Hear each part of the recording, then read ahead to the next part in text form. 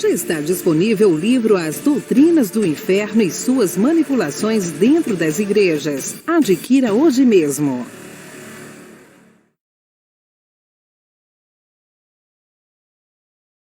Olá, abençoados! Graça e paz! Bem-vindos ao canal da Graça Pura. Me chamo André Pimentel. Bem-vindo aí, os 24 mil inscritos nesse canal, né? Graças a Deus estamos cada dia mais crescendo como a família da fé, a família que mais cresce no Brasil. Bom, amados, a ideia da mensagem de hoje é dar continuidade ao que estávamos falando sobre templos, né, no último vídeo deste canal, tá bom? Nós vimos na última mensagem que por conta dessa doutrina futurista sobre a vinda de Cristo, tem se igualado, o cristianismo tem se igualado ao judaísmo, ou seja, ambos esperam ali o seu Messias. Os judeus esperam o seu Messias, que mataram há 2000 anos atrás, enquanto que o cristianismo espera o Messias vir nas nuvens, estabelecer um reino de paz e harmonia igual aos contos de fada. Ou seja, ambos o sistema estão na lei de Moisés. E ambos erram também em suas escatologias. Por esta razão, judeus e cristãos se uniram para a construção do novo templo, parecido com o último derrubado lá no ano 70 pelos romanos, né, o templo de Herodes. Sendo que o problema é que os cristãos e judeus querem construir um novo templo em um lugar sagrado para os muçulmanos lá em Jerusalém. Com certeza isso levará aquele lugar lá no Oriente Médio, já tão conturbado, a uma instabilidade maior. E isso prova para nós que Deus não está nesse negócio. Deus não habita em templos feitos por mão de homens. E nem, abençoados, sabemos que o lugar importa. Porque o que importa é ser em espírito e em verdade.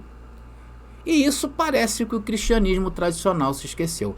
Então apresentamos anteriormente, na última mensagem, se você não viu, veja, vou estar deixando nas descrições aqui, apresentamos seis templos descritos na Bíblia que não acabaram nada bem, ou seja, literalmente acabaram ou foram destruídos ou foram esquecidos. E a pergunta que fica para nós, que nos foi revelado que a vinda do Senhor já aconteceu, como entendemos a adoração a Deus nestes dias? Então é disto que nós vamos falar e é esta pergunta que nós vamos responder para vocês. É por isso que eu falo, e não fique chateado comigo, vem para a graça que eu te explico.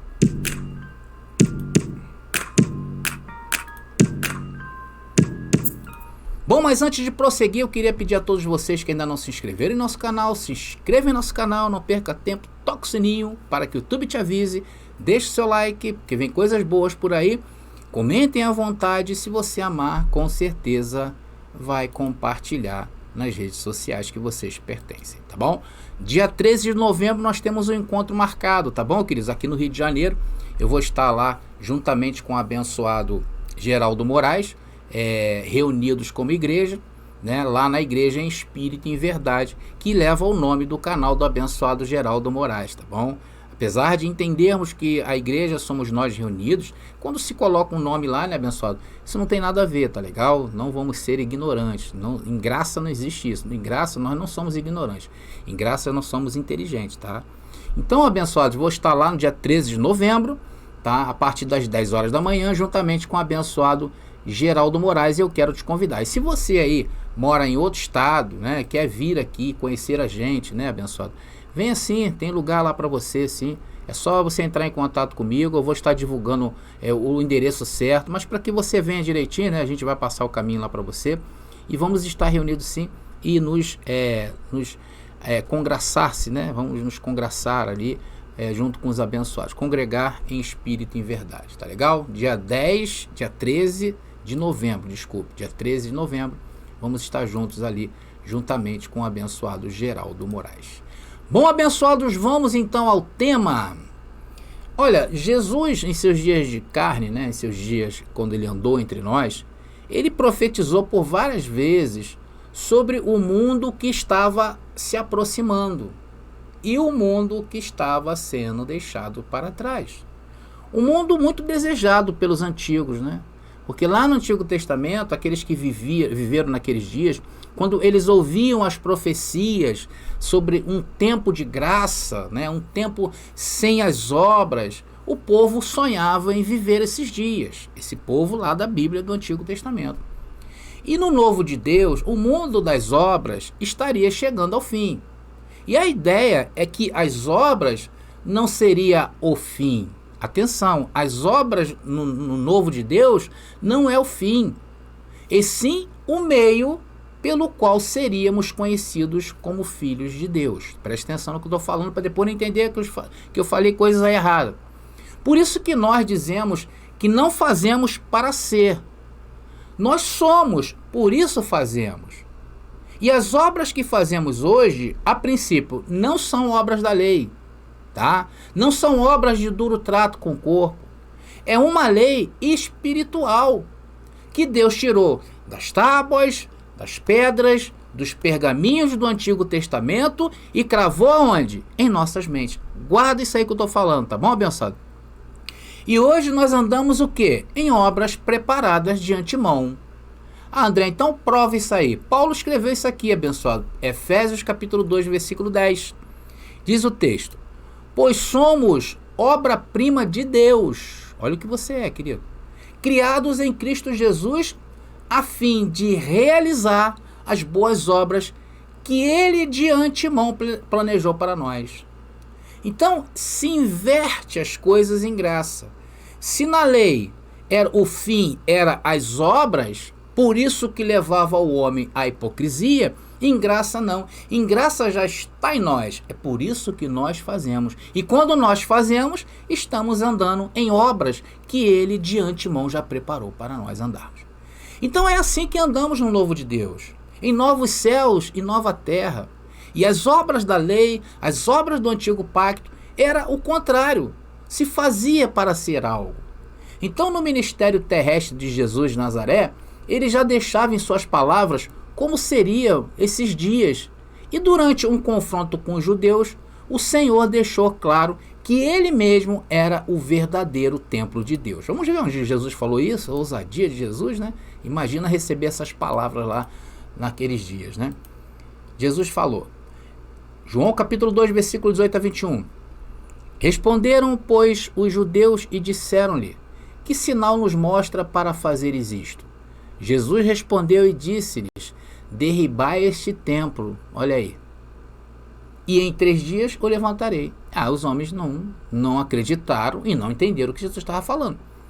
Disseram, pois, os judeus, poxa, em 46 anos foi edificado este templo, e tu o levantarás em 3 dias? Mas ele falava do templo do seu corpo. Vai pegando o corte aí, querido. E claro que aqueles homens, mais uma vez, não entenderam o que Jesus falou. Entenderam que Jesus era um herege, porque ao dizer que o templo era um empecilho para eles servirem a Deus, está caracterizado uma heresia. É por isso que quando a gente fala dos templos, né, que hoje a gente vê aí espalhados pelo Brasil, as pessoas se levantam, porque elas acham que nós estamos falando de Deus. Nós não estamos falando de Deus. Nós estamos falando que o próprio Senhor falou que aquilo ali erguido era um empecilho para que eles mesmos naqueles dias judeus servissem a Deus. Então o templo ele se tornou uma cobertura que não deixava o povo olhar para o céu e ver Deus. Escondia a hipocrisia humana. E foi assim durante todos os templos que se construíram em Israel, conforme eu falei, e foram 6 templos que vieram abaixo. Então eles achavam que manter uma rotina religiosa, os judeus, os isentariam dos assassinatos, das prostituição, os isentaria da adoração e oferendas a outros deuses, cometendo todos os tipos de ilicitudes. Houve um tempo em Israel em que os recém-nascidos eram oferecidos a Moloque, um deus lá, pagão lá daqueles dias. É um absurdo. E eles iam para o templo, porque ali eles estavam em uma cobertura espirituais. E parece os dias de hoje, né, abençoado? Muita gente aí se reúne, faz e acontece durante a semana, aí pinta e borda, e vai no domingo lá ao culto, né? Talvez para se sentirem mais leves, menos culpados, e aí dão ofertas, dízimos, né? E assim seguem suas vidas em tremenda hipocrisia. E isso também se parece com os dias de hoje.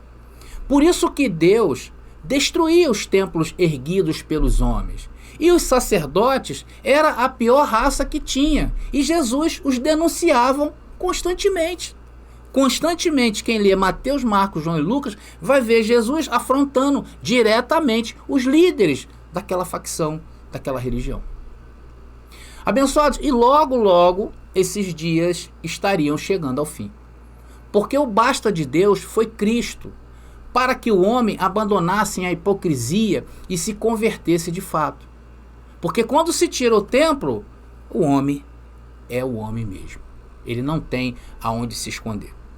Veja, por exemplo, o que o autor de Hebreus falou de Cristo como um sumo sacerdote, que teria um outro tipo de templo. Veja, abençoado, Hebreus capítulo 9, versículo 11. Hebreus capítulo 9, versículo 11 diz, vou pegar uma parte só. Tenda maior e mais perfeita, não feita por mãos. Olha aí, mãos humanas. Então, quando o escritor de Hebreus passou a dizer, não desta criação, ele estava se referindo ao templo físico que estava de pé naqueles dias, que era o de Herodes, que ainda estava em pé nesse período, porque a lei foi justamente abolida quando este templo veio abaixo. Logo, nós temos que entender que esse simbolismo do templo vir abaixo é muito forte. Por isso que Jesus falou aquilo lá, para que hoje o cristianismo simplesmente passe por cima disto. Hoje você pergunta um crente, ele não sabe o que aconteceu no ano 70, que veio o templo abaixo. Isso é escondido, é ocultado. Sabe por quê? Porque dá o entendimento correto que Jesus veio justamente quando o templo veio abaixo. Você está entendendo, abençoado? Agora, eles escondem isso para que as pessoas andem atrás aí de construção de templo, que isso gera muita renda para eles. Porque se a ideia, atenção, se a ideia era a adoração em espírito e em verdade, logo a adoração a Deus é feita diretamente aonde? Dentro do homem. Por isso que Paulo mostra que nós somos o espírito. Não seria mais em tendas, não seria mais em templos, não seria mais em construções. Ele diz, sem sombra de dúvidas, que o corpo do crente nascido de novo é a morada do Espírito de Deus. Então o verdadeiro templo de Deus hoje não está limitado a um determinado edifício, nem uma localização geográfica na terra, não é. É por isso que nós, quando falamos que nós nos reunimos como igreja. Apesar de que, se hoje, por exemplo, eu for ter um local estabelecido para receber os irmãos, eu vou ter que legalizar aquilo ali perante a lei do meu país. Aí eu vou ter que colocar um nome, mas aquilo ali é só uma fachada, abençoado, porque nós nos reunimos como igreja. Então o verdadeiro templo de Deus não está limitado a isto. Vamos ver 1 Coríntios capítulo 6, versículo 19? Vamos ver, abençoado, que vai nos ajudar a entender bastante isso aí, está ali. Diz o texto, vocês não sabem que o seu corpo é o templo do Espírito Santo, que habita em vocês e lhes foi dado por Deus? Vocês não pertencem a si mesmos. Então, abençoado, veja que não é que seja o seu corpo humano. Não é, abençoado, porque no corpo humano habita uma carne danificada. O que Jesus está querendo dizer aí, usando Paulo, foi o quê? Que é o corpo espiritual. E onde está o teu corpo espiritual, queridos? Está aqui, ó. O templo, quando fala o corpo, é na mente. É onde está o espiritual. É na sua mente. Não tem como você ser hipócrita de si mesmo, concorda? Então é na mente que funciona a salvação e a condenação também. E isso é uma tremenda responsabilidade. E Deus nos deu essa responsabilidade de ser templo. Aonde? Na nossa mente. Porque antes era a carne danificada. Antes, a hipocrisia se escondia no templo. A hipocrisia se escondia na lei escrita nas tábuas. E hoje, tudo isso foi substituído para ser o quê? Em espírito e em verdade. Ou seja, na tua mente. É aí na tua mente que está essa verdade. Agora, amados, é com você e Deus. E Ele te deu tudo o que você precisaria para reinar em vida. Ele te fez saber de todas as coisas. Sim ou não? Ele te fez saber que Ele tirou o pecado. Ele te fez entender que você se fez somente só com Ele. Ele te disse que a sua carne não te representa. Ele te iluminou. Ele te tirou do falso cristianismo que quer construir um templo para te enganar de novo. Ele te mostrou a sua vinda. E hoje não tem nada que Ele não tenha te dado ou revelado. Vocês estão vendo como você é especial? E tem gente aí se sentindo coitadinho, né? Coitadinho nada, queridos. Você é poderoso. Escreve aí no chat, queridos. Escreve, eu sou a obra-prima de Deus. Escreve aí, queridos. Vamos ler agora versículo 20. Continuando aí, em primeira carta de Paulo aos Coríntios, capítulo 6. E diz o texto: pois foram comprados por alto preço. Portanto, honrem a Deus com seu corpo, porque é a mente que tem que dominar todo o resto. Se na mente vai mal, o corpo vai mal. Se na mente está tudo bem, o corpo também vai bem, ainda que o corpo seja sujeito às coisas da carne, às coisas desta vida, como doença, fracasso. Mas quando isso aqui domina, queridos, pela mente de Cristo, acabou. Está entendendo? Então, não é que é o teu corpo. Isso você precisa entender. É na tua mente. A tua mente é o teu corpo. Anota isso aí, querido. Isso é revelação para a sua vida.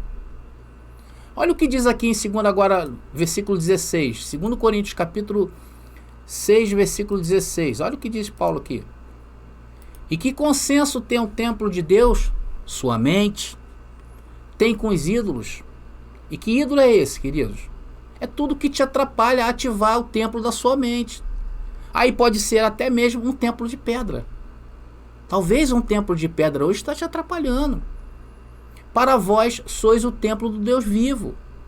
Como Deus disse, eu habitarei neles. Olha aí. Onde Deus habita? Em templos? Não, em você. E onde? No seu corpo de carne? Claro que não. Na tua mente. Esse é o seu corpo espiritual para Deus. Recebe aí, queridos. E entre eles andarei. Deus falando isso. E eu serei o seu Deus. E eles serão o meu povo. Agora, para terminar, abençoados, eu preciso linkar isso aqui para que você entenda bem. Apocalipse capítulo 21, versículo 1. Eu preciso que você entenda perfeitamente isso aqui que eu vou dizer. Está aqui. Apocalipse capítulo 21, versículo 1. João, na ilha de Patmos. Diz ali o texto: então vi um novo céu e uma nova terra, pois o primeiro céu e a primeira terra já não existiam, e o mar também não mais existia. Olha como isso é lindo, queridos. João disse aí que viu um novo de Deus. Aqui, o templo de Jerusalém, o templo de Herodes, o templo de Deus já havia caído. Deus já havia vingado o sangue dos inocentes. Não é isso que ele falou, desde Abel até Zacarias? Deus julgou Israel. E Deus fez o seu juízo acontecer. E o povo que estava com Cristo se arrependeu. E os gentios foram reconciliados. Então, neste novo céu e nova terra, neste novo de Deus, ele não viu um povo só. Ele não viu uma nação somente. Porque antes disto, as únicas obras-primas de Deus eram Israel, eram os judeus, eram os israelitas. Sendo que a licença deles foi acabada, foi cassada por Deus. Quando Deus derrubou o templo, João disse: a lei mosaica acabou. O templo foi derrubado, pois o primeiro céu e a primeira terra já não existiam. E tudo isso aconteceu para que hoje você fosse o templo. E o mar que separavam as nações, porque o mar separava. Isso é uma linguagem judaica, tá bom, queridos? Precisa entender isso aí também. O mar representa a separação da nação de Israel. Geralmente o mar, ele separa um pedaço, uma porção de terra seca. Então essa terra seca era Israel. E esse mar, já não existia mar na visão de João. Isso está falando em relação à promessa. E quando João afirma isso, que o mar não existe mais, ele está dizendo que agora somos povo de Deus. Escreve aí, abençoado: eu sou filho de Deus e ele habita em mim, no meu templo. Glória a Deus. Eu sou filho de Deus e ele habita em mim, no meu templo. Vamos prosseguindo aí, versículo 2 agora de Apocalipse. Vamos lá, Apocalipse capítulo 21, versículo 2. E diz: e vi a cidade santa, a nova Jerusalém, que descia do céu, a mente de Cristo ativada, da parte de Deus, como uma noiva belamente vestida para seu marido. Veja que isso é tremendo, isso é espiritual, queridos. Aí não tem templo físico, Isso está falando do teu corpo, que não é o teu corpo, é a tua mente. Porque quando pensamos em corpo, pensamos em algo perecível. E isso não é perecível, isso é espiritual. Logo, isso é na sua mente, tá legal? Guarda isso aí, querido. Veja o que João descreve aí mesmo no verso 22, mais um pouquinho na frente. Apocalipse capítulo 21, versículo 22. Olha que João passa essa informação para nós. Diz ali, olha só, não vi templo algum na cidade. Então, na Nova Jerusalém, quando João contemplava, ele não viu templo nenhum construído. Pois o Senhor Deus Todo-Poderoso e o Cordeiro são seu templo. Olha aí. O quê? João não viu nada. E que fazem hoje os crentes? E que fazem hoje os judeus erguendo templos? Símbolos da mediocridade e hipocrisia humana. Daí advém todas as afrontas a Deus. Desde suas doutrinas heréticas a escravizar pessoas. Onde você consegue isso? Dentro do templo. Veja o que estão fazendo hoje, abençoados. Os líderes desses locais, não é verdade? A gente está assistindo isso aí. A gente não é bobo, não. A gente está olhando, a gente está observando. Por isso tem que observar. Obrigando as pessoas a votarem em A, a votarem no B. Tudo isso para se beneficiarem mais tarde. Não estão vendo isso? Agora, eles não olham as verdades que estão acontecendo lá dentro. Vejam quanto suicídio há nestes lugares. Veja quantos assassinatos escondem nesses lugares. Vejam quantos abusos contra crianças há nestes lugares. Vejam quantas famílias estão destruídas, estão arruinadas dentro destes lugares. É isso que dá. Transferir as coisas de Deus para o perecível. E isso é uma blasfêmia. E no novo pacto de Deus não se admite blasfêmia. Por isso que Deus teve que te tirar de lá de dentro, para te mostrar quem Ele é de fato e quem você é. E agora Ele está aí no teu templo, na tua mente, na Nova Jerusalém. É Ele quem governa, é Ele em ti, Ele é o teu pastor. E para terminar, abençoado, eu não posso terminar sem declarar esse poema lindo de Deus para você, que é a sua amada. Está lá agora em versículo 3 de Apocalipse capítulo 21. Diz o texto: ouvi uma forte voz que vinha do trono e dizia: vejam, o tabernáculo de Deus está no meio de seu povo. Lembrando que lá no versículo 22, João não viu nenhum templo. Deus habitará com eles, e eles serão seu povo. O próprio Deus estará com eles. Recebe aí, abençoado. Olha o que Deus fez com você. Olha o que Deus fez. Agora versículo 4. Versículo 4 de Apocalipse capítulo 21. Diz o texto: ele lhes enxugará dos olhos toda lágrima, e não haverá mais morte. Por que não haverá mais morte? Porque no novo de Deus não estamos mais sujeitos à segunda morte. É uma vez salvo, salvo para sempre. Nem tristeza, nem choro, nem dor. Ou seja, tudo que se referia à lei, que nunca aperfeiçoava o homem a nada, o homem não tinha o que você tem.